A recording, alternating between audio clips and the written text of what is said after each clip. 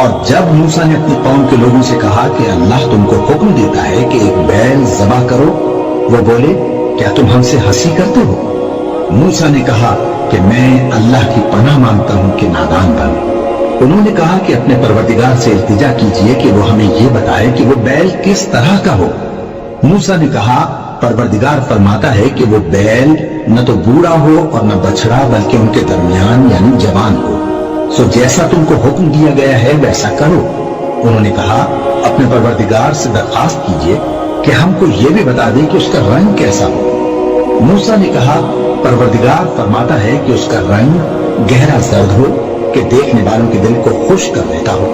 انہوں نے کہا اب کے پروردگار سے پھر درخواست کیجئے کہ ہم کو بتا دے کہ وہ اور کس کس طرح کا ہو، کیونکہ بہت سے بیل ہمیں ایک دوسرے کے مشابہ معلوم ہوتے ہیں، اور اللہ نے چاہا تو ہمیں ٹھیک بات معلوم ہو جائے گی۔ موسیٰ نے کہا کہ اللہ فرماتا ہے کہ وہ بیل کام میں لگا ہوا نہ ہو، نہ تو زمین جوتتا ہو اور نہ کھیتی کو پانی دیتا ہو، بے عیب ہو، اس میں کسی طرح کا داغ نہ ہو۔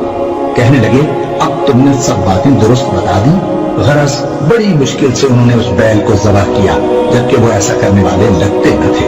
اور جب تم نے ایک شخص کو قتل کیا تو اس میں باہم جھگڑنے لگے، حالانکہ جو بات تم چھپا رہے تھے اللہ اس کو ظاہر کرنے والا تھا۔ چنانچہ ہم نے کہا کہ اس بیل کا کوئی سا ٹکڑا مقتول کو مارو، اس طرح اللہ مردوں کو زندہ کرتا ہے اور تم کو اپنی قدرت کی نشانیاں دکھاتا ہے تاکہ تم سمجھو۔ پھر اس کے بعد تمہارے دل سخت ہو گئے، گویا وہ پتھر ہیں یا ان سے بھی زیادہ سخت۔ اور پتھر تو بعضے ایسے ہوتے ہیں کہ ان میں سے چشمے پھوٹ نکلتے ہیں، اور بعضے ایسے ہوتے ہیں کہ پھٹ جاتے ہیں اور ان میں سے پانی نکلنے لگتا ہے، اور بعضے ایسے ہوتے ہیں کہ اللہ کے خوف سے گر پڑتے ہیں، اور اللہ تمہارے کرتوتوں سے بے خبر نہیں۔ مومنوں، کیا تم امید رکھتے ہو کہ یہ لوگ تمہارے دین کے قائل ہو جائیں گے؟ حالانکہ ان میں سے کچھ لوگ کلام اللہ یعنی تورات کو سنتے، پھر اس کے سمجھ لینے کے بعد اس کو جان بوجھ کر بدل دیتے رہے ہیں، اور یہ لوگ جب مومنوں سے ملتے ہیں تو کہتے ہیں ہم ایمان لے آئے ہیں، اور جس وقت تنہائی میں ایک دوسرے سے ملتے ہیں تو کہتے ہیں جو بات اللہ نے تم پر ظاہر فرمائی ہے وہ تم ان کو اس لیے بتائے دیتے ہو کہ قیامت کے دن اسی کے حوالے سے تمہارے پروردگار کے سامنے تم کو الزام دیں۔ کیا تم سمجھتے نہیں؟ کیا یہ لوگ یہ نہیں جانتے کہ جو کچھ یہ چھپاتے اور جو کچھ ظاہر کرتے ہیں اللہ کو سب معلوم ہے؟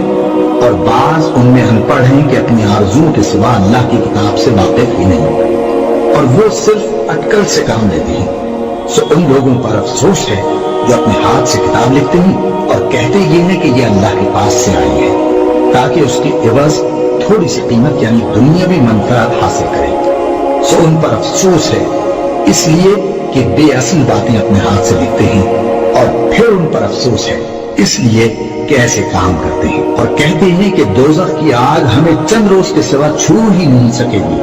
ان سے پوچھو کیا تم نے اللہ سے اقرار لے رکھا ہے کہ اللہ اپنے اقرار کے خلاف نہیں کرے گا؟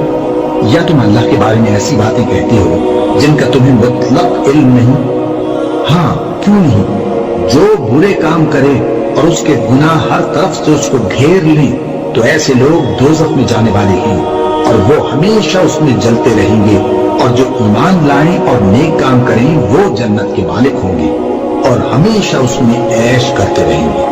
اور جب ہم نے بنی اسرائیل سے عہد لیا کہ اللہ کے سوا کسی کی عبادت نہ کرنا، اور ماں باپ اور رشتہ داروں اور یتیموں اور محتاجوں کے ساتھ بھلائی کرتے رہنا، اور لوگوں سے اچھی باتیں کہنا، اور نماز پڑھتے اور زکات دیتے رہنا، تو چند آدمیوں کے سوا تم سب اس عہد سے منہ پھیر کر پلٹ گئے۔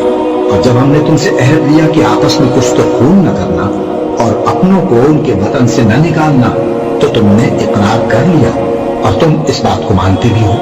پھر تم وہی ہو کہ اپنوں کو قتل بھی کر دیتے ہو، اور اپنے میں سے بعض لوگوں پر گناہ اور ظلم سے چڑھائی کر کے انہیں وطن سے نکال بھی دیتے ہو، اور اگر وہ تمہارے پاس قید ہو کر آئیں تو بدلہ دے کر ان کو چھڑا بھی لیتے ہو، حالانکہ ان کا نکال دینا ہی تم پر حرام تھا۔